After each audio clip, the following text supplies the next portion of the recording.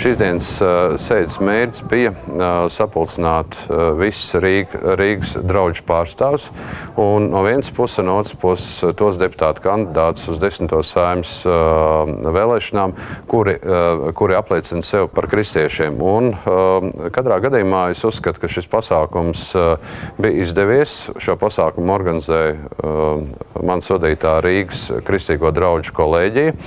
Un mērķis, kā jūs dzirdējāt, bija tieši par to, par kādām vērtībām iestājas Kristīgā baznīca. Un, proti, viņi iestājas par labu Latviju, kurā pirmkārt pirmā vietā ir cilvēks, bet ar šo specifisko piebildi, ka cilvēks, kurš ir radīts pēc Dieva tēla un līdzības. Un no otras puses arī laba Latvija būs tikai tāda Latvija, kura saņem šo Dieva svētību, kuru mēs izlūdzamies savā himnā, kur vienlaicīgi ir arī lūkšana. Un tieši tādēļ arī viss šis uzsvars un arī bija uz to, kas deputātiem kristiešiem būtu jādara, lai mainītu situāciju valstī.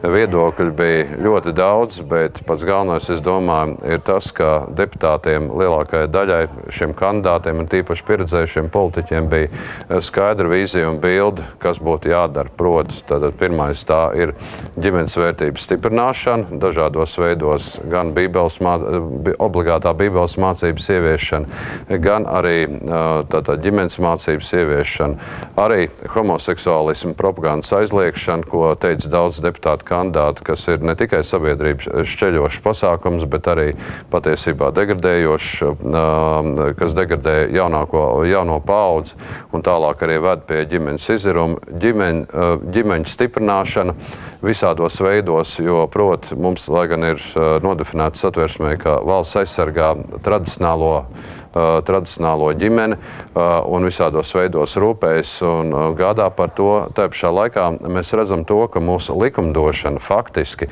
atbalsta tieši nelabvēlīgo ģimeņu veidošanos, jo normālām ģimenēm šis atbalsts ir mazāks nekā nelabvēlīgām ģimenēm.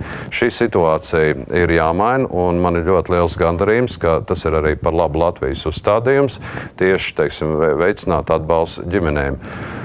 Nu, ko es vēl varētu pateikt? Es varētu visiem novēlēt to, lai patiešām šis politiskās apvienības par labu Latviju nosaukums arī realizētos katra, ne tikai rīdznieka, bet Latvijas iedzīvotāju sirdī, jo es sirdī tomēr ticu, ka pār visiem politisko partiju nosaukumiem, saukļiem,